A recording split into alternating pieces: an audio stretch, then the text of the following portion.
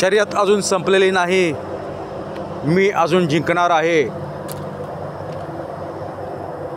या आपल्या 30व्या एपिसोडमध्ये आपले स्वागत आहे. आजचा हा आपला एपिसोड आहे गाडी चालवताना मोबाईलचा वापर. आजकाल होणारे रस्त्यावरचे अपघात पाहता, त्यांचे प्रमाण पाहता असे दिसून येते की पहिल्या 10 मध्ये 8 जण मोबाईल कानाला लावून गाडी चालवताना दिसतात. काही जण इयरफोन लावून मोबाईलवर बोलत गाडी भरधाव वेगाने चालवत असतात. आपण गाडी चालवत असताना येणारे कॉल हे घेतलेच पाहिजे असेही नसते. बऱ्याच वेळा खांदा व कान यांच्यामध्ये मोबाईल अडकून मान वाकडी करून गाडी चालवत असल्याचे पाहायला मिळते. त्याचप्रमाणे हेल्मेटमध्ये मोबाईल घालून गाडी चालवली जाते. कानात इयरफोन घालून गाडी चालवत असताना जवळपासच्या गाड्यांचे, ट्रकचे हॉर्न पण ऐकायला येत नसतात. तशीच गाडी पुढे दामटली जाते.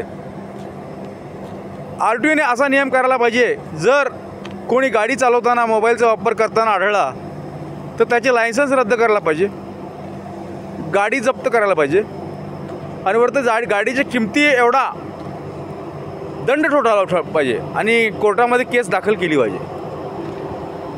मोबाईल फोनमुळे मुले स्वतःचे आयुष्य धोक्यात तसेच इतरांचे आयुष्य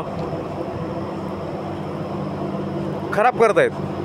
मोबाईल आपल्यासाठी आहे, आपण मोबाईलसाठी नाही, हे नेहमी लक्षात ठेवणं गरजेचं आहे. मोबाईलचा वापर न केल्यास फारसे काही बिघडत नाहीत की आपली कोर्ट कचेरीची कामे काही अडत नाहीत. यासाठी मोबाईलचा वापर करत असताना कृपया गाडी चालवत असताना मोबाईलचा वापर हा करू नका. आणि मोबाईलचा वापर करायचा असेलच तर गाडी रस्त्याच्या कडेला थांबून 1-2 मिनिट थांबून आपण आलेला कॉल रिसीव करू शकता.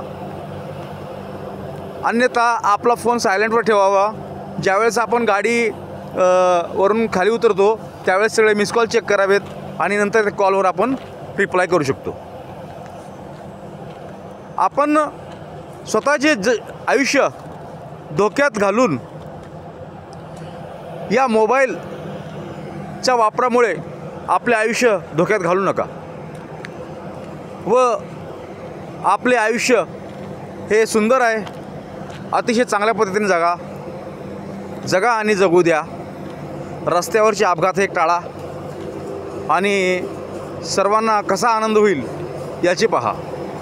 शर्यत अजून संपलेली नाही, मी अजून जिंकणार आहे. याचे सर्व एपिसोड पाहण्यासाठी @राजेश कथले 1 या यूट्यूब चॅनलला सबस्क्राईब करा, लाईक करा, शेअर करा आणि कॉमेंट जरूर करा. आपल्या कॉमेंट्सना उत्तरं जरूर दिली जातील. नमस्कार.